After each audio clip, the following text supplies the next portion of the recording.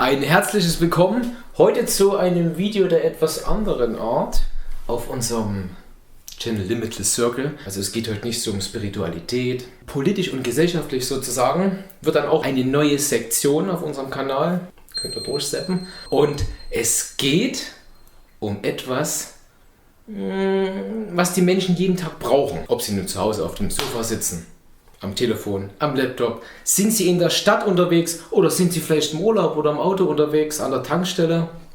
Wir reden nicht vom Benzin oder von einem schönen Haarschnitt, weil ich zum Beispiel mal einen neuen bräuchte. Ich rede heute vom Geld. Da ist es hier, guckt euch an. Das schöne Geld. Die Leute lieben es, die Leute hassen es, aber jeder muss etwas dafür tun, damit er es hat. Machen wir eine ganz kleine Einführung. Wir gehen heute nicht speziell auf die Mechanismen ein, wie Geld entsteht, durch Banken und wie es benutzt wird sozusagen, sondern wir reden davon, woher es kommt, ganz kurze Einführung, und was es mit uns macht. Weil das ist nämlich das sehr Interessante, was Geld mit uns macht. Also, was ist Geld? Geld zum einen ist ein Tauschmittel. Das heißt, ich habe Geld, ich habe mein Geld dabei und ich gehe zum Beispiel zum Bäcker. Und was mache ich mit dem Geld? Ich nehme das Geld, ich tausche es und kaufe bei ihm ein paar Brötchen. Das ist zum einen. Zum anderen ist Geld auch dafür da, ihr seht schon, das sind Sparsäcke, um es zu sparen, um Werte zu erhalten. Zu erhalten sozusagen. Und zum anderen ist Geld auch ein Vergleichswert. Zum Beispiel, wenn ich mir ein Auto kaufe, was mich so 20.000 Euro kostet, oder ein MP3-Player, also ein iPod zum Beispiel für 70 Euro. Oder halt, wie gesagt, die Brötchen vom Bäcker, die kosten mich halt 50 Cent. Wenn es belegt ist, dann natürlich 1,80 zum Beispiel. Damit man auch sieht, aha, das eine kostet so viel, das andere kostet so viel. Und so innerhalb unseres Geldsystems können wir dann sozusagen die Werte vergleichen und uns demnach einrichten und darauf eingehen. Früher die Menschen, die haben auch schon Geld gehabt, das waren aber primitive Formen. Das heißt, zum Beispiel es gab Muscheln, Salz, Gold, Naturaliengelder, Pfeilspitzen, weil je nachdem, wo die Menschen gelebt haben, haben sie bestimmte Materialien erkannt, also kennengelernt, abgebaut und haben angefangen mit denen zu handeln, wenn sie dann zum Beispiel mit anderen Menschengruppen zusammengekommen sind. Und das waren sozusagen die ersten Formen des Geldes. Aber warum hat man denn jetzt eigentlich Geld eingeführt? Bei was hilft uns Geld? Es ist eine Problemlösung. Du kannst gar nicht glauben, wie glücklich ich bin. Wir haben uns gestern Abend am Lagerfeuer unterhalten und du hast gesagt, du hast die Fähigkeit, ein Haus zu bauen, und ich bin ganz ehrlich, mir regnet es fast jedes Mal auf den Kopf. Letztens ist ein Baum umgefallen durch den Sturm und meine Familie sitzt jedes Mal im Nassen. Kannst du mir vielleicht mein Haus reparieren? Natürlich kann ich ein Haus bauen, das ist doch kein Problem für mich. Die Frage ist nur, was hast du zu bieten? Weil ein Haus ist das ist ein größeres Projekt und das kostet Zeit und dementsprechend brauche ich auch meine Entlohnung. Wunderbar, du kannst ein Haus für mich bauen. Und ich habe auch was Wunderbares. Das habe ich handgemacht. Du wirst es lieben, es ist knackig und frisch. Ich habe 2 Tonnen Karotten eingelagert. Die kannst du alle haben. Bloß bitte bau mir mein Haus. 2 Tonnen Karotten, das ist ja gigantisch und auch der Winter kommt bald, aber das klingt auch alles köstlich, aber ich muss noch mal drüber nachdenken. Okay, wir sprechen uns noch mal. Ihr seht also, wir haben ein kleines Problem. Was will ein Mann, der einen anderen ein Haus baut mit 2 Tonnen Karotten? Erstens, werden die schlecht werden. Zweitens, wie will er die alle verarbeiten? Er kann sie nicht einwecken, er kann sie sozusagen nicht einkochen. Es gibt keine Kühlschränke, es gibt keine Mikrowellen, es gibt gar nichts. Was will er mit 2 Tonnen Karotten? Und da kommt nämlich das Geld ins Spiel. Und so kam man dann auf die geniale Idee. Wir brauchen etwas, was einen Wert erhält, was immer die gleiche Größe hat und was auch immer gleich aussieht. Also was hat man gemacht? Man hat die Idee gehabt und es war auf dem Gebiet der heutigen Türkei und das Land hieß Lydien. Und das war 700 vor Christus und da hat man eine Währung eingeführt, die erste Münzwährung, das erste Bargeld, mit dem abgespaceden Namen Elektron. Klingt abgespaced, ist aber nichts Besonderes. Das ist im Grunde genommen Gold, was mit Silber gemischt ist. Und so bekommt man Elektron. Die haben wie gesagt dieselbe Größe, dasselbe Staatsemblem und von dort aus wo man dann auch den Handel zum Mittelmeer und auch nach Asien ausgeweitet hat, in der Zeit hat sich dann das Münzgeld Stück für Stück verbreitet. Was aber ganzes Stück später kam, war das Papiergeld, und das war im Jahre 1100 nach Christus im heutigen China, wo ja auch der erste Druck erfunden wurde. Und da wurde Papiergeld eingeführt. Da wurde das erfunden. Und es hat sich aber dann sehr langsam erst verbreitet. Man hat ganz viele Jahre, viele Jahrhunderte immer mit Münzen gehandelt, und so ungefähr 1700, 1800, unserer heutigen Zeit nach Christus, erst dann hat sich das Papiergeld Stück für Stück global verbreitet. Und jetzt kommt eine ganz wichtige Frage. Was macht denn das Geld mit uns? Also mit uns persönlich. Geld sorgt zum Beispiel dafür, dass wir von 8 Uhr bis 17 Uhr arbeiten. Das heißt so von 8 bis 5 heißt es sozusagen. Das ist so gängige Arbeitszeit. Manche Leute fangen natürlich auch früher an, besonders Leute aus der Produktion. Und das betrifft aber 90% der Menschen. Das heißt, 90% der Bevölkerung arbeiten nur, um Geld zu verdienen. Die haben dabei keine Freude. Wir reden hier nicht von Berufung. Die Menschen arbeiten wiederum für den Chef oder für andere reiche Leute, um für die zum Beispiel Waren zu produzieren und um Geld zu verdienen.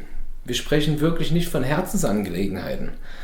Und da haben wir ein paar interessante Zahlen aus dem Jahre 2018. Da ist das so gewesen, dass zum Beispiel 9 Menschen auf unserer Erde, 9 aus dem Jahre 2018, haben so viel Geld wie die restlichen 50% der Ärmsten auf dieser Erde. Wir reden hier von über 3,5 Milliarden Menschen.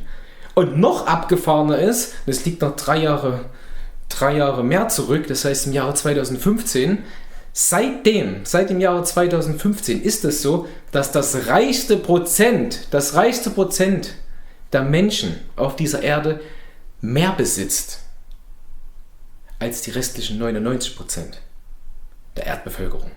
1% besitzt mehr als die restlichen 99%. Wie ihr seht, was in erster Linie einfach komplett schlecht verteilt ist, total ungerecht verteilt ist. Das heißt, die einen rennen im Hamsterrad wie die Irren. Das heißt, ihr seht, dass zum Beispiel Menschen, mögen es Pflegekräfte sein, Krankenschwestern, Leute in sozialen Bereichen, dass die richtig gute Arbeiten verbringen, also richtig gute Arbeit leisten, um Menschen zu helfen und denen einfach gesundheitlich etwas Gutes zu tun oder vielleicht, dass sie sich besser fühlen, dass die andere Leistungen erbringen als jemand zum Beispiel, der an der Bank sitzt und der zum Beispiel einfach Gelder verschiebt und vielleicht sogar auf Lebensmittelpreise wettet, wo andere Länder dran zugrunde gehen. Aber derjenige, der im Bereich der Finanzwirtschaft unterwegs ist oder vielleicht sogar in der Rüstungsindustrie, die verdienen riesige Summen, die bekommen Boni, riesige Boni. Dass ihr einfach mal den Unterschied seht, dass da jemand, eine Pflegekraft, Überstunden macht, unterbezahlt ist und sich um viele alte Menschen kümmert, oder der eine Mann, der einfach sagt, kaufen, verkaufen, kaufen, verkaufen und dadurch sich immer wieder ein Stück von seinem Bonus holen kann. Ihr seht also, wir leben in einem riesigen Abhängigkeitssystem. Und da habe ich auch mal ein ganz gutes Beispiel rausgefunden. Bin ich auch durch Zufall drauf gestolpert. Es gibt eine Insel, die heißt Nikobaren. Die ist in der Nähe von Indien. Und ihr wisst noch, also wer sich daran erinnern kann, 2004 gab es einen Tsunami. Der ist da über die Insel gerollt und hat den Leuten ihre ganzen Häuser zerstört. Was ist passiert nach dem Tsunami? Man hat Geld geschickt. Aber weil die Menschen andere Vergleichswerte haben, zum Beispiel wie viel Zeitaufwand hat jemand investiert, um zum Beispiel ein Kanu zu bauen, seine Kokosnüsse zu produzieren, wie viel Land hat er denn durch das Erbrecht seiner Familie bekommen? Das sind die Werte, die die Menschen dort kennen. Was haben die Leute mit dem Geld gemacht? Genau, die haben sich ein TV gekauft, die haben sich ein Moped gekauft, die haben angefangen Uhren zu kaufen, die haben Rum gekauft. Was ist passiert? Die haben sich verschuldet. Aber im allerhöchsten Maße. Und dann kommt das sehr Interessante, um diese Schulden wiederum zu tilgen, haben die Menschen angefangen, ihre reichen Fischereigründe, die vorher unbelastet waren. Das heißt, man fängt den Fisch, den man braucht, oder den Fisch, um zu handeln, um zum Beispiel Kokosnüsse zu bekommen. Wenn man keine Kokosnüsse hat, die wurden ausgebeutet. Die Fischgründe, die Kokosnussplantagen und alles, was da war, wurde angefangen auszubeuten. Nachdem die Finanzspritze da war, ist dieses ganze soziale Gefüge, alles was Jahrhunderte funktioniert hat, direkt zusammengebrochen und bis heute haben die sich nicht mehr davon erholt. Ihr seht also, Geld macht wiederum auch Probleme. Es wurde ursprünglich als Problemlösung ersinnt, hat aber wiederum andere Probleme geschaffen. Um nur mal ein paar zu nennen, ist einmal der Konsum. Habt ihr ja gerade gesehen, wir konsumieren Dinge, die wir teilweise nicht brauchen, eben durch das Geld. Wenn du Geld besitzt in riesigen Mengen, dass du dir alles kaufen kannst, was du möchtest. Aber wenn du vorher kein Geld besessen hast, dann musstest du zum Beispiel hart arbeiten, um etwas zu produzieren, was du wiederum tauschen kannst. Das heißt, du verlierst das Gefühl, was ein Mensch an Zeit und Fähigkeiten investiert hat, um etwas anderes herzustellen, was du möchtest. Das heißt, du verlierst komplett das Gefühl für den Wert von einer Ware, die du zum Beispiel haben möchtest. Was passiert, wenn du Geld hast und dir alles kaufen kannst? Wie ein Irrer. Du kannst dir Autos kaufen, du kannst dir Yachten kaufen, du kannst dir die Kokosnüsse kaufen, du kannst dir Frauen kaufen, du kannst in den Urlaub fahren. Es kommt zu einem Überkonsum. Es kommt zu einem Überkonsum, eben weil du kein Gefühl mehr hast, was steckt dahinter? Welche Menschen stecken dahinter? Vielleicht auch was für Geschichten stecken dahinter? Es wird halt sehr, sehr unpersönlich. Und zum anderen kann es auch sein, weil wir das Gefühl eben verloren haben für die echten Werte, dass wir immer gieriger werden. Was ist dann sozusagen die andere Folge davon vom Geld? Es kommt zur Ausbeutung.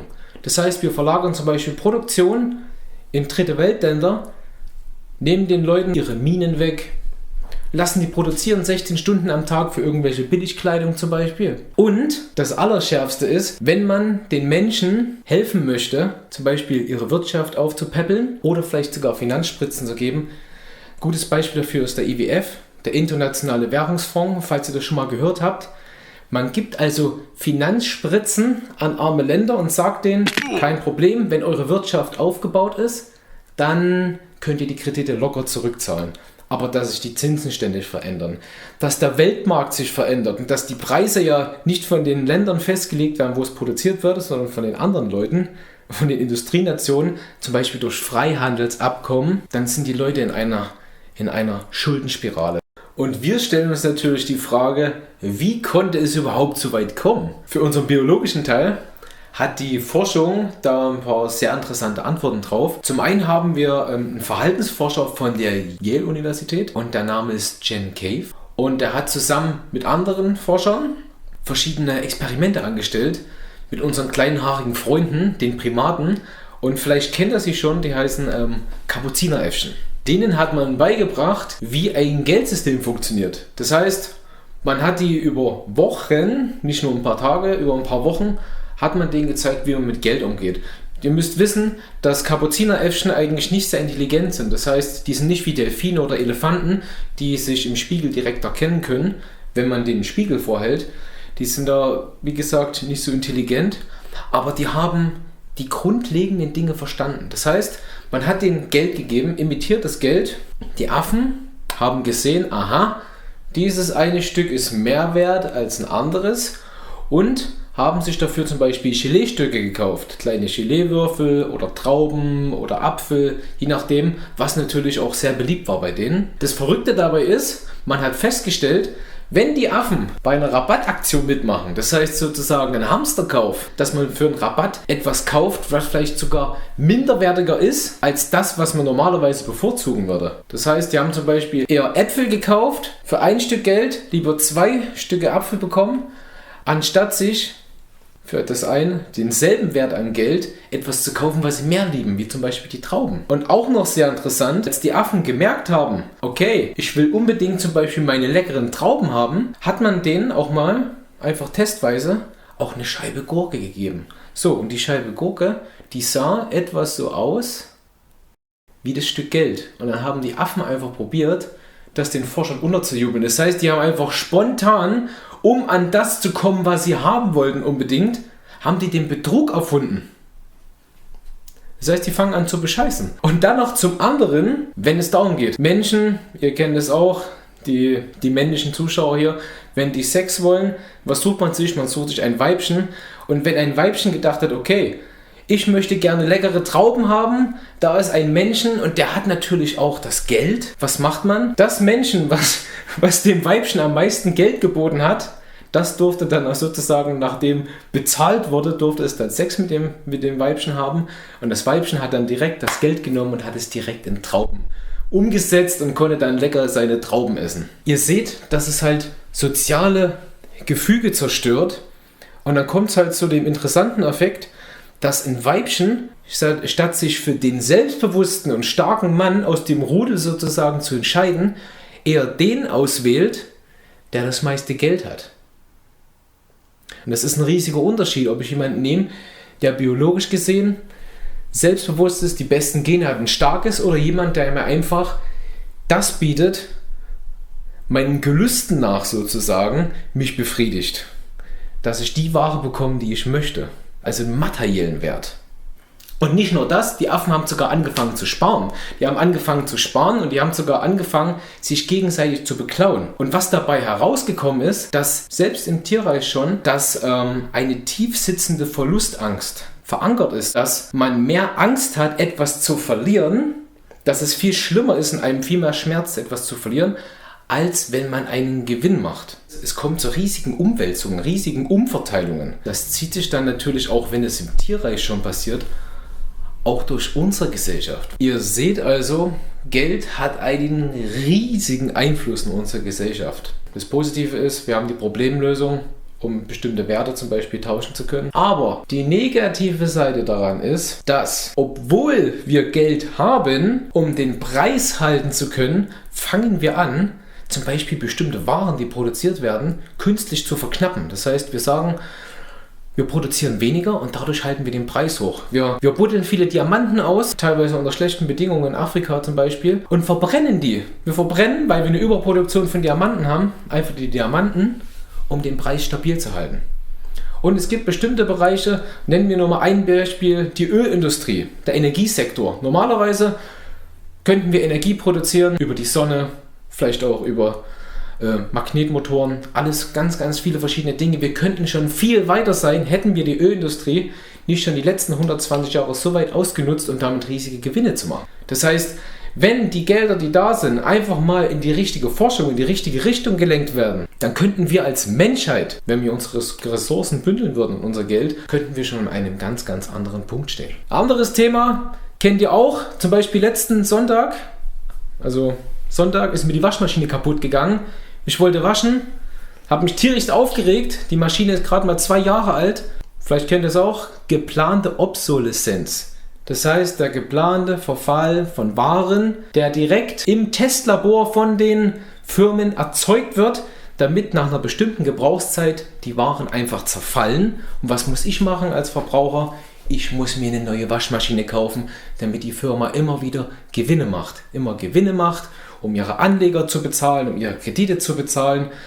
Und so haben wir den ganzen Salat aus Überproduktion, der nämlich auch aufgrund des Geldes und Profits auch entsteht. Wie ihr seht, wird oft etwas vergessen dabei.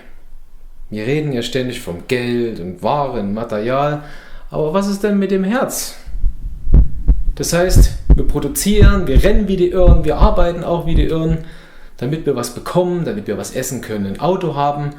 Aber was ist denn mit den inneren Werten? Der echte Wert, das heißt die Wertschätzung, auch der Dank. Ich habe einen Bekannten von mir, der kann Garten gestalten, der macht Landschafts- und Gartenbau sozusagen. Und da gab es mal ein Problem mit seinem Büro. Das heißt, er ist mit seiner Firma schon direkt zu einem Auftrag gefahren, aber das war ungefähr 3 Tage zu früh.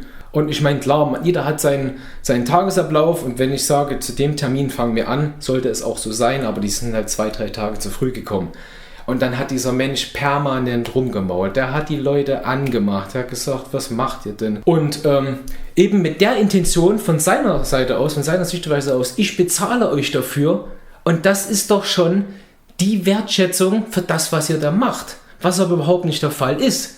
Er gibt ihnen zwar das Geld, die kaufen dafür das Material und bauen das ein, aber so ein richtiges Dankeschön, so wie, wow, Jungs, habt ihr geil gemacht, dass man als Mensch einfach gesehen wird, weil wir sind soziale Wesen, wir haben Emotionen und wenn jemand kommt, wow, hast du toll gemacht. Das ist wunderbar. Ihr kennt es auch von der Arbeit. Wenn der Chef mal zu einem kommt, sagt, wow, das war ein echt harter Tag heute. Zum Beispiel, ich habe mal in der Gastronomie gearbeitet früher. Da kommt es dir und sagt, wow, hast du heute toll gemacht, war geil, auch mit euch zusammen, das war wunderbar. Das ist schön, das tut gut. Aber wie oft hört man das? In wie vielen Fällen? 1 von 20, 1 von 30? In den meisten Fällen ist es so, der Chef kommt, das habe ich schon schneller gesehen, warum wird es nicht besser gemacht? Ich habe es dir doch so gezeigt. Fühlt sich das toll an? Nein. Das tut den Menschen auch weh. Wir sind aber soziale Wesen. Wir wollen die Anerkennung, wir wollen auch die Wertschätzung und den Dank für das, was wir tun. Weil jeder hat seine speziellen Fähigkeiten in verschiedenen Bereichen. Und wenn das gesehen wird und das anerkannt wird, dass man sagt, ja, wow, wunderbar, auch wie du das persönlich machst, dann ist es was das Herz erfreut. Eben weil das Geld das nicht ersetzen kann. Dieses Gefühl. Ihr könnt also feststellen, dass die ursprüngliche Problemlösung des Geldes, verursacht durch die tief sitzenden Verlustängste, die wir in uns tragen, wiederum zu neuen Problemen auf der sozialen Ebene führen. Das heißt, unser Zusammengehörigkeitsgefühl und natürlich auch natürliche Entscheidungen, die wir tagtäglich treffen, werden nachhaltig beeinflusst, aber auch zerstört. Also bitte erkennt die Menschen, so wie ihr auch welche seid, hinter den Dingen. Denn auch ihr als Menschen wollt gesehen werden und auch wertgeschätzt werden. Und dann wird sich die Welt durch euch selbst, von innen heraus verändern. Und diese Kraft besitzt ihr als jeder Einzelne auf diesem Planeten. So, das war heute unser erstes Video mit dem Thema Geld aus unserer neuen Rubrik von Limitless Circle. Und wenn es euch gefallen hat, dann gebt ihr einen Daumen nach oben. Wenn es euch nicht gefallen hat, natürlich gebt ihr auch einen Daumen nach unten, das ist ganz klar. Wenn ihr Anregungen habt, Ergänzungen, interessante Diskussionen lostreten wollt, könnt ihr natürlich eure Finger schwingen lassen und einfach unten in die Kommentarleiste ein paar Kommentare machen. Bis dahin, ich wünsche euch weiterhin viel Spaß beim Stöbern auf unserem Kanal und bis zum nächsten Mal. Alles Gute euch. Auf Wiedersehen.